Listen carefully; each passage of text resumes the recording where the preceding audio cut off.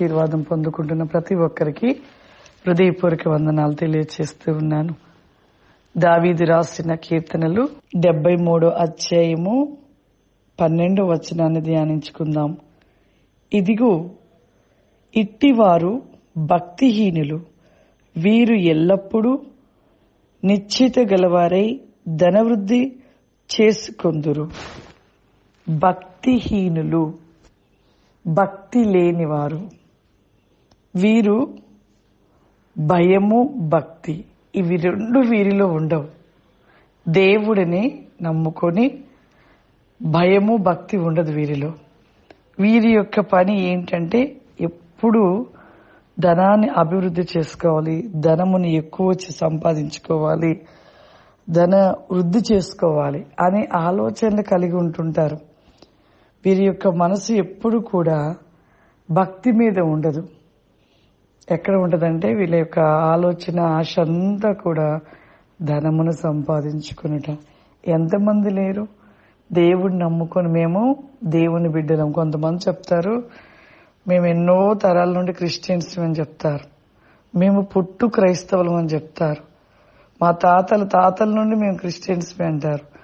నువ్వు తాతల నుండి క్రిస్టియన్స్ అయితేంది, నువ్వు మేమంతా కుటుంబం అంతా క్రిస్టియన్స్ అని చెప్పుకోవడం అంటే ఇదంతా కూడా వ్యర్థమైనదే. నీలో భక్తి లేనప్పుడు, నువ్వు దేవుని యందు భయము భక్తి లేనప్పుడు, నువ్వు భక్తిహీనుడిగా నువ్వు దేవుని బిడ్డని చెప్పుకున్న దానివల్ల వచ్చే లాభమేమీ లేదు, నష్టమే.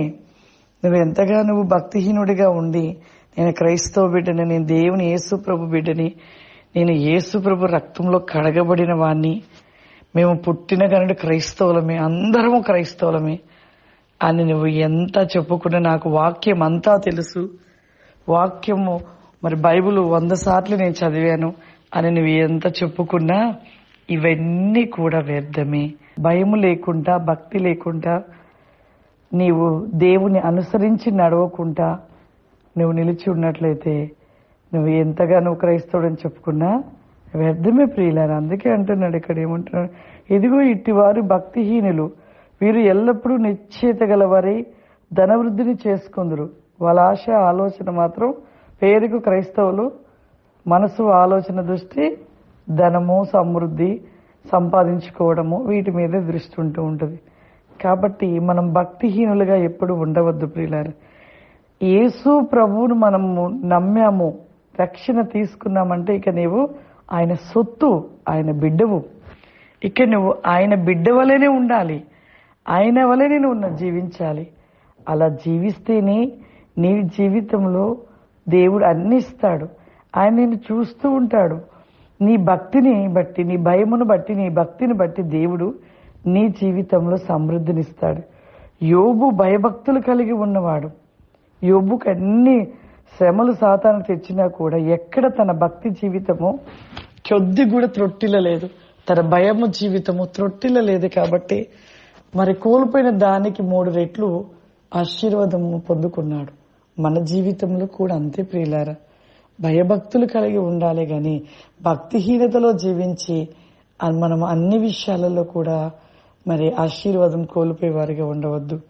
కాబట్టి భయము భక్తిని కలిగి దేవుని అనుసరించి మనం నడుచుకున్నట్లయితే ఖచ్చితంగా దేవుడు మనల్ని దీవిస్తాడు, ఆశీర్వదిస్తాడు. ప్రార్థన చేసుకుందాం.